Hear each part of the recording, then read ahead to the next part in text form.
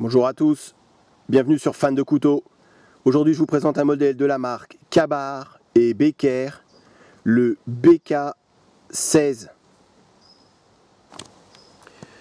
J'avais hésité entre acheter le BK16, celui-ci, ou acheter le BK2.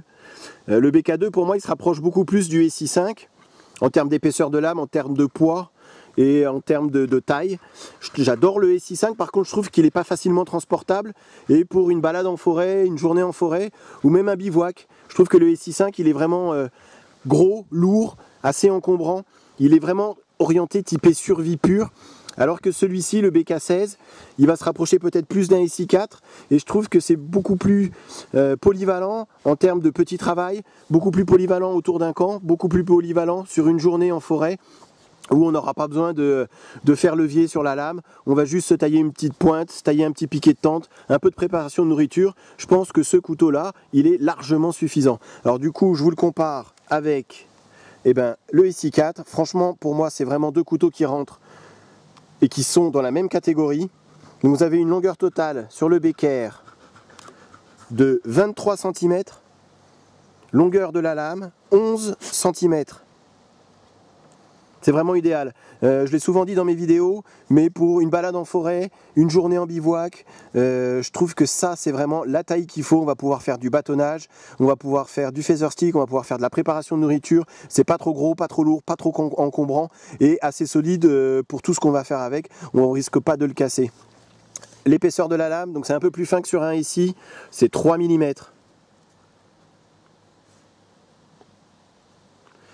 Ce que j'aime beaucoup sur ce couteau, c'est les moutures plates. Donc pour tout ce qui va être phase de tranchage, préparation de nourriture, même feather stick, rien ne vaut un full fat grind, une émouture plate. Le SI5, c'est une émouture sabre, ça va être bien pour tout ce qui est gros travail, mais dès qu'on va vouloir faire un petit peu de travail de détail, ça va être un petit peu plus compliqué. Donc drop point, vous avez du jimping sur la lame. Ça ressemble un petit peu à tous les autres Becker dont j'ai fait la revue, le BK7 par exemple, le BK9. Donc c'est vraiment avec des dimensions différentes, mais ça se rapproche vraiment au niveau du revêtement. C'est vraiment le seul reproche que je pourrais avoir sur ce couteau, c'est le revêtement. C'est un revêtement qui est assez grippant, donc il va y avoir pas mal de matière qui va se caler à l'intérieur lors des phases de coupe, on va voir ça tout à l'heure. L'acier utilisé, comme sur tous les Ka-Bar et Becker, 1095 Krovan. J'adore cet acier. Rasoir en sortie de boîte, hyper facile à reprendre et ça tient hyper bien la coupe. Alors, le manche, donc Grivery, mais celui-ci, contrairement à d'autres manches en Grivery de chez Becker, il est assez contourné, vous voyez. Donc la paume, elle vient se caler à ce niveau-là. C'est vraiment pas mal fait.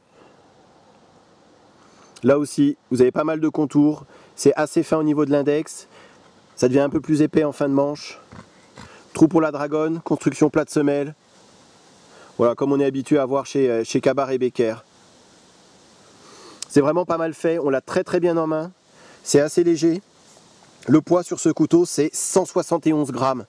À titre de comparaison, le SI, c'est 210 grammes. Donc c'est plus léger qu'un ici, ça va être plus maniable qu'un ici, ça va être aussi beaucoup moins fatigant de travailler avec. On a une impression à la fois de robustesse et à la fois de légèreté avec ce couteau qui va être vraiment vraiment sympathique. Je pense qu'à la fin de la vidéo, vous en voudrez un. Je termine là-dessus, avant les phases de coupe, parce que je pense que c'est important de le savoir, c'est le prix. Ce couteau-là, il coûte juste moins de 100 €, 95,50 €. Et pour ce prix-là, il est livré avec 2 jeux de plaquettes. Et c'est pas le cas de tous les couteaux, donc je tenais à le signaler. Donc je vous montre comment on le reçoit avec les plaquettes noires. Mais après, libre à vous de mettre celle-ci. Donc ils appellent ça du Coyote Brown. Donc c'est un marron brun, on va dire. Je vous laisse regarder. Donc c'est plutôt pas mal d'avoir ce choix de couleur de plaquettes. C'est un petit plus. Et tout ça pour moins de 100 €. Alors on a une pointe assez fine. Mais comme je vous ai dit, sur ce couteau, on a quand même une bonne impression de robustesse. Donc si je fais ça, c'est que j'ai vraiment pas peur de l'abîmer. Autrement, je le ferai pas. C'était vraiment pour le tester. Voir un peu comment la durabilité du tranchant, la durabilité de la pointe.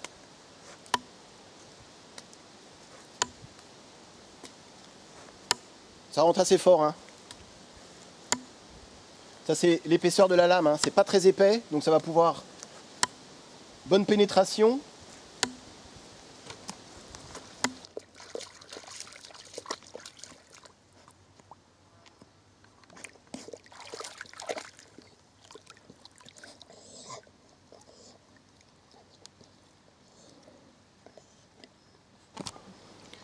L'étui sur ce couteau, c'est un étui en cordura. Le cordura, c'est une sorte de nylon. Et la petite particularité, c'est la couleur. Ça change un petit peu de ces couleurs noires qu'on a l'habitude de voir. Et je trouve que c'est sympa. Ça fait un petit côté désert, un peu plus foncé. Vraiment un côté un petit peu nature. Voilà, franchement, enfin, voilà, c'est un détail, mais moi j'apprécie quand ça change un petit peu de l'ordinaire. Donc vous avez, comme sur tous les cabards, plusieurs types d'attaches. Donc attache pour passant molle, pour mettre sur un sac. Vous pouvez passer une dragonne ici pour accrocher autour de la cuisse. Passant ceinture. Toujours aussi bien fait, hein. Franchement. On n'a pas besoin d'enlever sa ceinture pour passer le passant. En plus d'être sécurisé par du scratch, il est sécurisé par un bouton pression. C'est pas mal du tout. Vous avez une petite poche sur l'avant pour mettre un fire steel, un multi-tool, une pierre à affûter, ce que vous voulez, un briquet, enfin peu importe. Mais ça c'est une petite option qui est, c'est pas désagréable. Et ensuite le couteau, comme sur tous les bécaires, un poil de jeu, le couteau il y a assez de place à l'intérieur, hein, mais bon après rien de vraiment important. Vous avez ces deux boutons pression, et là le couteau il glisse. Seul reproche que je pourrais faire sur cet étui, c'est la longueur par rapport à la taille du couteau. Je vous montre, vous voyez, le couteau il va rentrer jusque là, et après vous avez tout ça, grosso modo, qui sert à rien. Donc ça fait un étui assez long pour la taille du couteau. C'était le seul reproche, si je devais trouver un reproche sur l'étui, ça serait ça. C'est qu'on a beaucoup de longueur d'étui par rapport à la taille du couteau. Après ça rajoute pas beaucoup de poids à l'ensemble. Le poids du couteau avec l'étui c'est 267 grammes. C'est franchement assez léger, assez fin quand même, pour mettre dans un sac à dos, dans une poche. C'est plutôt pas mal fait. Me faites pas dire ce que j'ai pas dit. Ça va être forcément un couteau qui va être moins robuste qu'un BK2, on est tout à fait d'accord. Après, est-ce qu'on a besoin tous les jours de monter sur la lame, de faire levier avec la lame? Je ne pense pas. Alors, je vous ai pris un morceau un petit tronc qui est hyper sec, et je vais vous montrer la taille de ce tronc par rapport à la taille de la lame, et on va le bâtonner. Pour moi, franchement, à partir d'un diamètre supérieur à ça, autant prendre une hache, autant prendre un plus gros couteau, un BK7 ou un BK9. Par contre, avec cette taille de lame de 11 cm, je pense que c'est juste ce qu'il faut. Et on va voir ensemble qu'il en est tout à fait capable. La finesse de la lame va faire beaucoup pour le fait qu'il va rentrer très très bien dans le bois.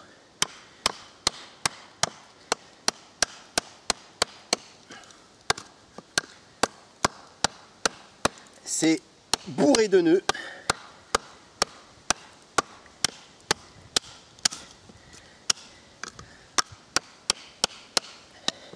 Ça c'est du bois dur.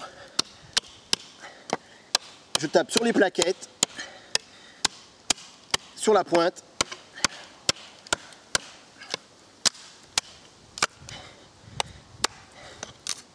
Et voilà. C'était, à mon avis, c'est difficile de faire plus sec que ça. Et de faire plus dur. Je vous montrerai à l'après le revêtement. C'est à mon avis le maximum qu'on peut faire avec ce couteau. Après je pense que ça serait de la torture pour lui. Et le but c'est quand même pas de le casser, c'est pas de l'abîmer non plus. C'est vraiment de montrer ce dont il est capable, ce qu'il est capable de faire. Vous voyez ? Et avec une lame comme ça de 3 mm, on va pouvoir aller dans l'assez fin, sans aucun problème. Aucune vibration dans le manche. Je vais continuer pour vraiment essayer d'aller dans le plus fin possible.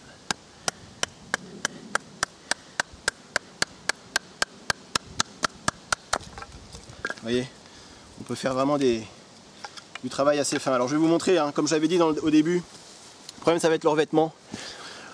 Donc il prend vraiment pas mal et beaucoup toute la matière.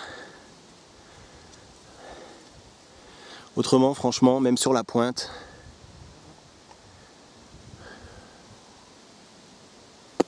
pas de soucis, pas de chips. Ah là, le revêtement, il est peut-être un petit peu parti à ce niveau-là. Je vais essayer de bien vous montrer. Après, c'est normal, hein. Là, j'ai vraiment tapé dessus, hein. L'avantage, hein, d'une construction plate semelle, c'est qu'on va pouvoir taper sur la fin de manche si jamais on en avait besoin. Donc, pour enfoncer le couteau, on va pas avoir peur d'abîmer les plaquettes. Vous voyez, ça écarte bien le bois. Et ensuite, donc, construction, hein.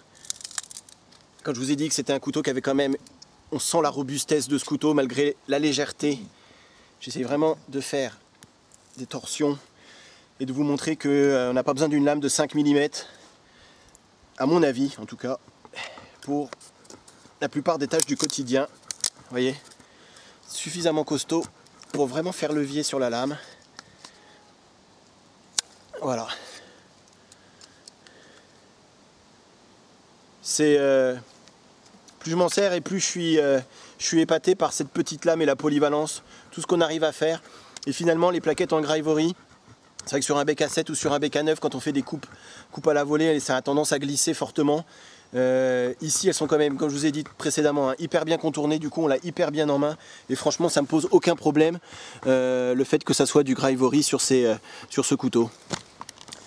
Je vais quand même essayer les coupes à la volée, même si avec ce poids et cette taille de couteau, ça ne va pas être idéal. Ça, on le sait d'avance. Vous avez quand même un petit recurve à l'arrière pour y placer les 3 doigts et se reculer un petit peu sur le manche. Donc on va voir ce que ça donne. Comme je vous ai dit, hein, c'est quand même du bois qui a été coupé depuis un moment, qui est assez sec. Et là, c'est quand même une belle épaisseur de branche. Alors, je sais pas si je vais aller au bout, mais c'est vraiment juste pour donner une idée. Bon, le couteau, il a vraiment tendance à vouloir s'envoler. D'où l'importance, vous voyez, de mettre une dragonne. Mais bon, hein, c'est quand même une petite lame, pas trop lourde. Et ça rentre bien dans le bois. À part qu'on soit obligé de replacer sa main régulièrement.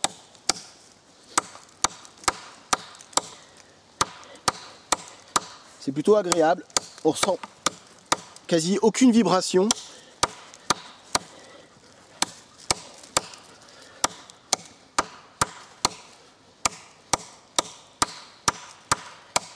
Bah, je pense que je vais quand même aller au bout, hein. C'est sûr que avec une plus grosse lame, ce petit couteau là, hein, en addition d'une hache ou d'un bec à 9, franchement c'est tout ce dont on a besoin.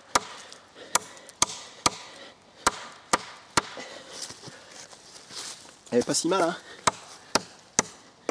C'est vraiment le seul problème, hein, c'est la poignée.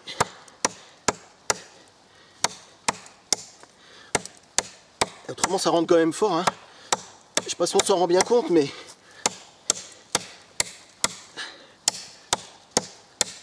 c'est vraiment pas mal du tout.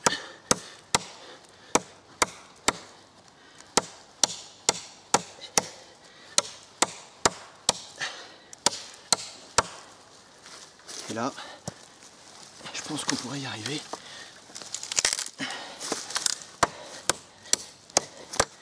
Je suis désolé, mais j'aime bien aller au bout des choses.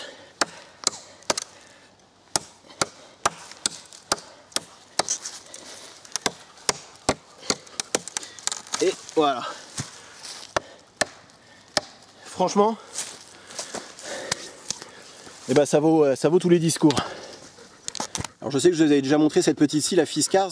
Maintenant, je parle de celle-ci parce que c'est celle que j'ai, mais n'importe quelle scie pliante fera l'affaire. C'est simplement pour vous dire, voilà, je pense que chaque outil a une tâche bien particulière et va être bon dans une certaine tâche. Je vous ai montré la coupe, le chopping avec le BK16, pour vous montrer qu'il est capable de le faire. Si on n'avait que ça comme outil, que ça comme couteau sur soi, il pourrait passer à travers une branche de ce diamètre-là. Maintenant, je pense qu'une scie pliante ou une hache, ça fait 10 fois mieux le travail, on va dire, en gaspillant 10 fois moins d'énergie. Et c'est simplement, je voulais vous montrer le temps que je vais mettre et surtout l'énergie en moins.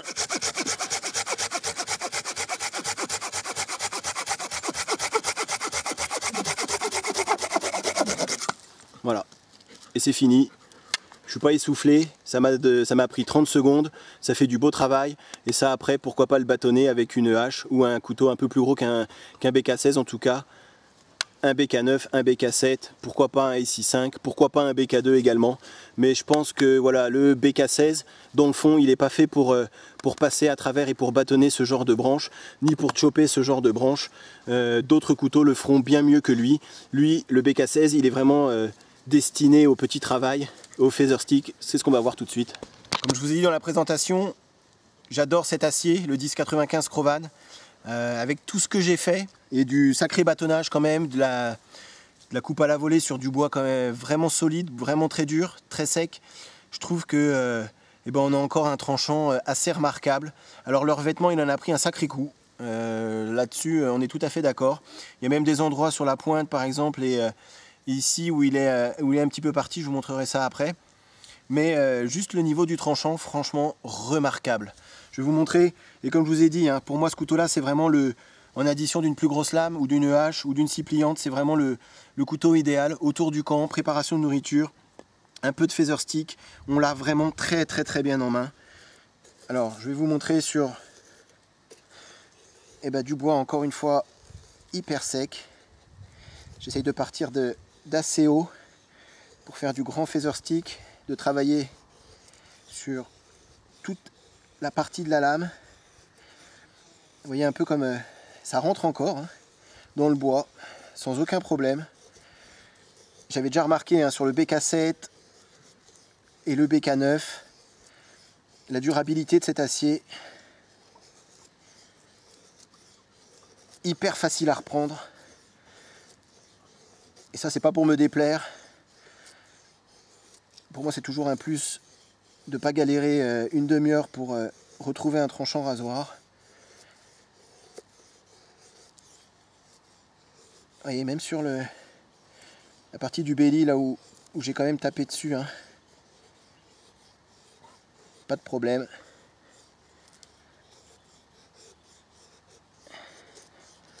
Ça coupe encore très fort.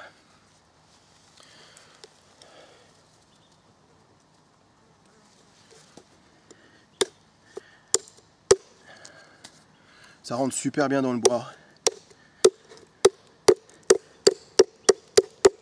Vraiment, je suis hyper satisfait de ce couteau-là. Je ne regrette pas du tout ma décision par rapport au BK2. Parce que je trouve que celui-ci, il est quand même capable de faire vraiment pas mal de choses.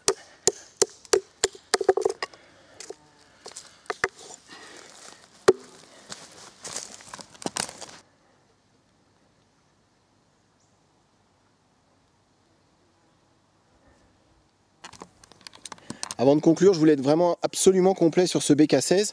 Donc je vais vous tailler une pointe dans cette branche qui est relativement grosse hein, quand même, pour voir un petit peu ce dont il est capable de faire après une journée passée dans la forêt. Ah, ça coupe encore très fort. Je connaissais le 1095, hein, comme j'ai déjà dit, sur le BK7 et le BK9. Mais là, ça confirme ce que je pensais de cet acier. Ça coupe très fort pendant très longtemps.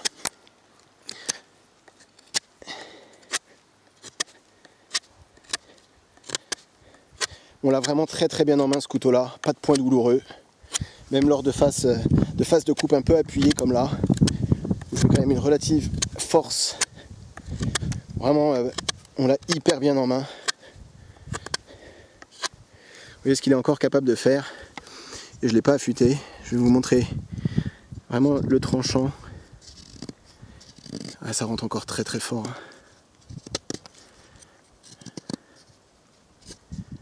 Je pense que je vais vous faire le test sans avoir essayé avant. Je pense qu'il pourrait encore raser quelques poils, enfin les peu de poils qui me restent on va dire. Mais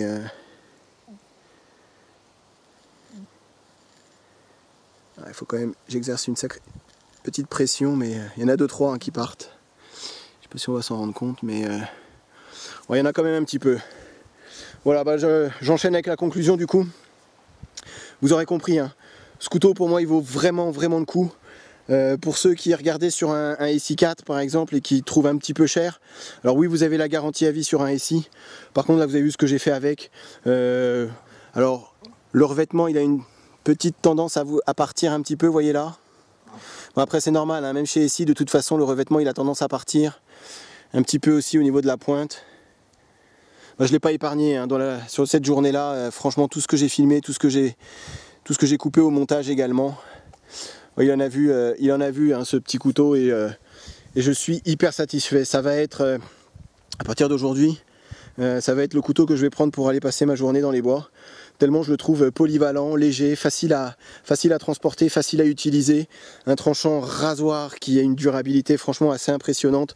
Voilà, c'est un couteau que je conseille vraiment à tous. Je sais que je le dis souvent, mais là c'est particulièrement le cas sur ce couteau. Pour moins de 100 €, juste en dessous de 100 €, vous avez à mon avis un couteau de camp, l'un des meilleurs couteaux de camp en tout cas que moi perso j'ai essayé jusqu'à aujourd'hui. Voilà, j'espère que la revue vous a plu. À très bientôt sur ma chaîne. Salut!